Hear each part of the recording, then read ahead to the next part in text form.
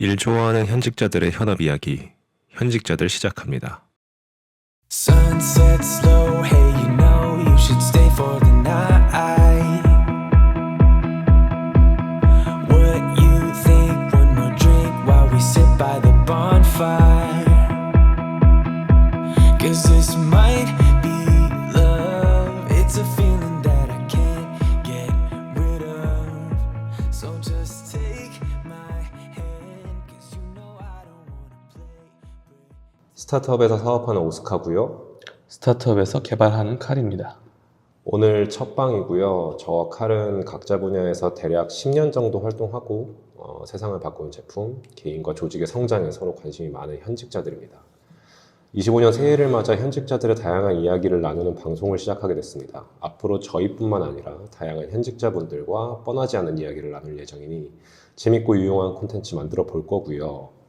자, 오늘 주제는 불황기와 스타트업 이야기입니다. 이 주제는 대부분 조직에도 해당되는 얘기지만 최근 혁신과 성장이 전방위적으로 상실되고 있다는 관점에서 스타트업 씬에서 벌어지는 일은 어느 때보다도 중요할 수 있다고 생각되는데요. 저희 각자의 회사나 건너들은 이야기 위주로 진행해 볼게요. 일단 새해가 됐고 각자 조직에서 25년도 그리고 24년도 뭐 이렇게 이런저런 변화나 이야기에 대해서 일단 칼은 어땠어? 우리 조직은 25년이라고 뭐 특별히 변경이 있었던 거는 아닌데, 이게 사실 2023년부터 이제 불황이 시작된다라고 보고 이제 조직을 좀 축소를 했다가, 그다음에 2024년에 뭔가 이제 분위기가 바뀌겠지. 그래서 다른 쪽에서는 이제 축소를 막 하고 있을 때 우리는 좀 더 다시 내실을 다지고 앞으로 좀 갈 수 있는 동력을 마련해보자, 이런 형태였는데, 이제 상황이 가면 갈수록 사실 더 이제 날씨가 추워지기만 하고 이제 다시 따뜻해지는 어떤 불황이 끝나는 기미는 안 보이다 보니까 확장하려던 거를 어느 정도 그냥 수준에서 적당히 이제 중단하고 이제 버티기로 좀 더 갈 것 같은, 그러면서 이제 새로운 시도들을 좀 더 많이 해보는 한 해를 좀 보내보자, 이런 형태로 가고 있습니다. 그 축소를 한다는 거는 비개발 조직 위주의 축소인가? 어떤 방향이었어? 그 축소가 사실은 뭐 일종의 이런 방식인데, 그 나가겠다고 하는 이들을 사실 굳이 붙잡지 않는, 그게 개발이든 비개발이든 비개발이든 개발이든 굳이 따지지 않고, 그래서 사실은 이제 좋은 방식의 축소라고 보기는 좀 어려운데, 그냥 어느 정도 자연스럽게 축소되는 형태는 가져간 것 같고 그렇습니다.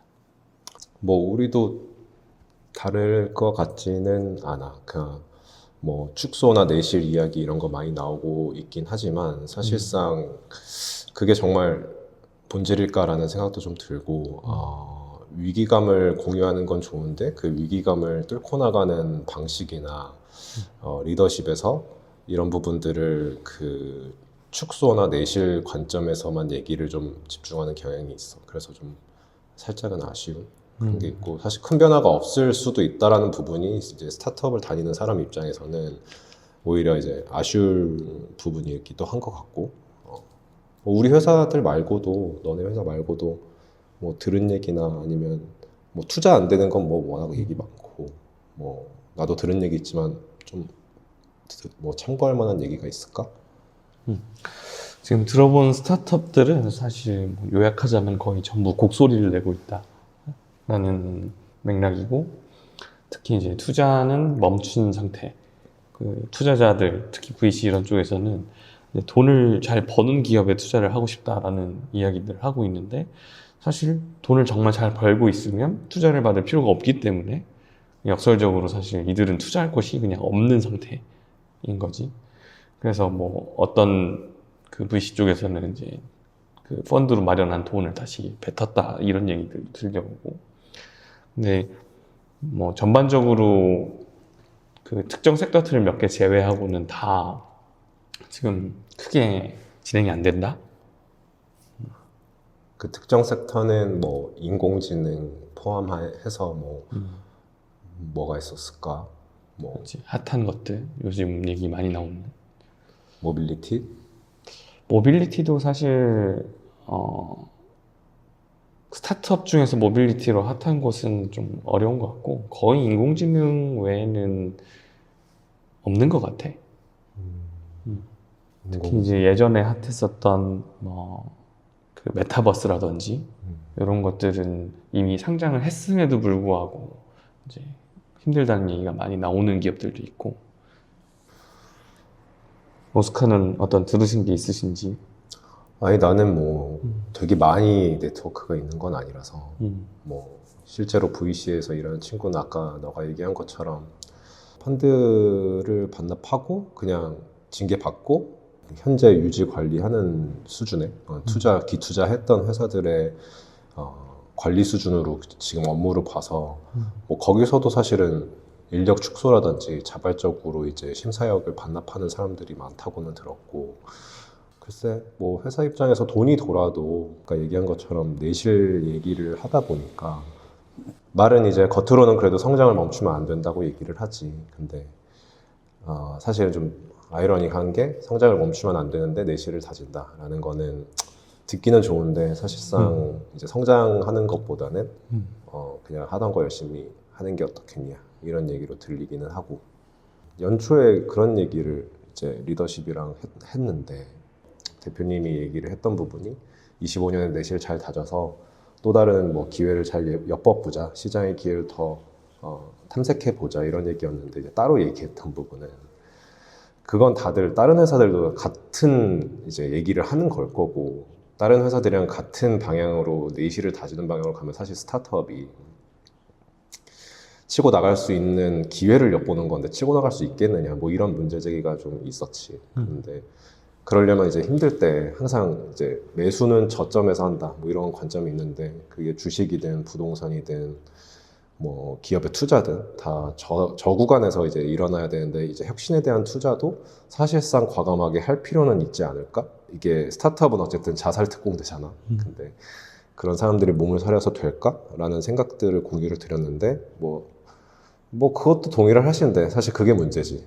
이것도 동의하고 저것도 동의하시니까 문제긴 한데, 그런 부분이 이제 불만이라기보다는 아쉬운 거고, 그리고 남들이 안 할 때 뭔가를 하는 사람들이 결국은 돈을 벌고 성과를 거두는 경우가 더 있을 수 있다고 생각을 해. 근데 그런 관점에서 이게 내실 다지는 거는 굉장히 정치적이거나 표면적인 용어고, 이거 좀 더 빠듯하게 해가지고 뭘 할 생각해야 되는 거 아니냐라는 부분에 대해서 지금도 사실 생각하고 있지. 그런 부분이 아쉬워. 뭘 한다 그랬을 땐 사실은 투자가 따라와 줘야 되고, 그 투자는 이제 인력도 있겠지만 그걸 하기 위한 정말 실질적인 돈 같은 것들이 있는데, 조금 우리 회사 말고도 다른 회사들이 그런 기조라고 한다면 그게 맞는 방향인가? 이게 중견기업이나 이제 대기업들이 그렇게 해야 되는 거 아닌가라는 아쉬움이 있는데, 너네 회사는 뭐 어떤 얘기가 오가나?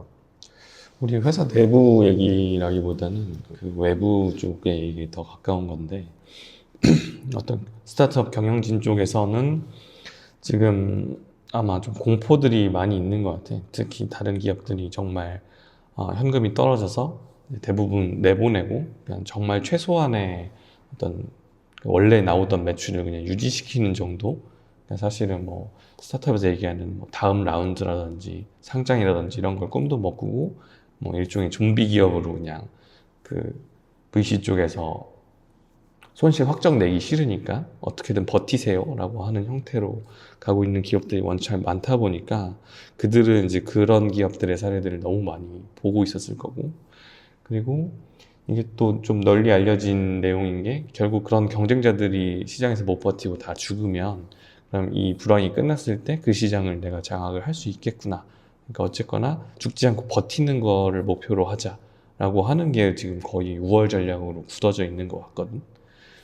그리고 다들 그러다 보니까 똑같이 얘기를 하는 게, 요새 이제 AI라고 하는 것들은 너무 그 와중에 잘 나가고 있는 그런 파트라서 지금 미국 성장률이라고 하는 것도 사실 실제로 까보면 이제 IT 섹터에서만 엄청나게 발전이 있었고, 나머지는 사실 고만고만한데 그게 뭐 10몇 %씩 성장을 하다 보니까 이제 전반적으로 미국 경기는 되게 좋아진 형태, 이렇게 보여지는 건데, 그래서 거기서 아예 조금 더 새로운 시도를 해보자 하는, 거의 뭐 아니면 도 뭔가 피벗을 좀 하자 이런 형태 아니고서는 대체로 좀 사리는 게 그냥 정론이 되어 가고 있는 것 같아.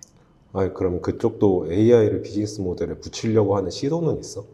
우리도 AI를 사실 되게 많이 시도를 하고 어떤 차원에서든 이 AI라고 하는 게 결국 효율화랑 좀 맞닿아 있는 부분이 있는 것 같아서 특히 우리는 B2B 쪽을 많이 하다 보니까 이쪽에 어떤 효율화를 좀 만들어줄 수 있으면 그래서 직원을 한 명 대신 직원 대신에 우리 솔루션을 써서 줄일 수 있게끔 해주겠다. 이런 것도 사실 되게 매력적으로 들리는 모양이거든. 거기는 AI 에이전트나 아니면 AI 뭐라 그럴까 휴먼? 이런 서비스가 가능할 수도 있긴 하겠네. 근데 이제 요새 내가 근본적으로 생각하는 것 중에 하나는 사업 목표나 이런 것들이 내실을 다지든 혁신을 하든 어쨌든 이 작고 빠른 조직에서 뭔가를 이루려고 하면 더 중요한 거는 사람들이 같이 움직여주느냐에 대한 문제도 있는 것 같아. 그게 스타트업에서 제일 중요한 것 중에 하나가 이제 비전이나 미션 설정이라고 하는 건데 사람들이 일을 하는 관점에서 내가 저것 때문에 일을 하지. 뭔가 돈도 중요하고 월급도 중요하고 복지도 중요하고 하긴 한데 사실 일에서 보람을 느끼는 게 어렵다고는 하지만 이게 설정돼 있는 조직과 안 돼 있는 조직의 성과 달성은 굉장히 크다고 믿거든.